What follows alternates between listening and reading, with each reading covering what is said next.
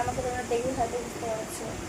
তো 3-4 দিন থেকে প্রচুর আমার প্রচণ্ড জ্বর চলছে, কিছুতেই ভালো লাগছে না, তখন খাওয়ারই কিছু একটা রুচি নেই। জ্বর হলে পুরো সবাই তোমরা বুঝতে পারো, খাওয়া দাওয়া ঠিকমতো করা যায় না। সেই কারণে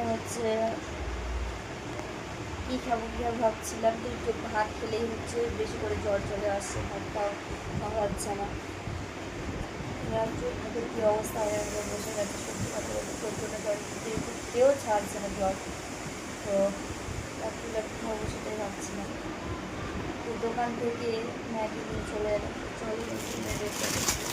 বেশি বড় খেলাম না, একটা ছোটো হচ্ছে, একটা ছোটো বড়ো সাইজে নিয়ে আসতে গিয়েছিলাম, কিন্তু ওটা খেলাম না, এটা ছোটো।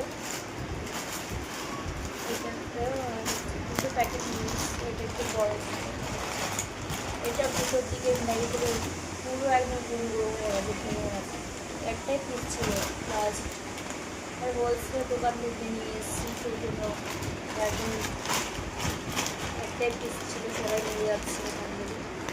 যদি কোনো নিয়ে চলে এলাম হচ্ছে এটা, রাত্রিবেলা ম্যাগি খেয়ে শুরু করবো আর ওষুধ খেতে হবে। এই হচ্ছে আমার অবস্থা।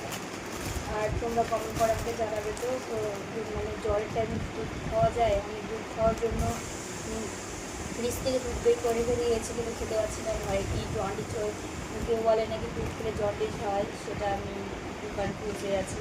তোমরা কমেন্ট করে আমাকে জানাবে, মানে দুধ খেলে কি জন্ডিসটা হয় না, দুধ খাওয়া যদি খাওয়া যাবে না জ্বরের মধ্যে। চলো।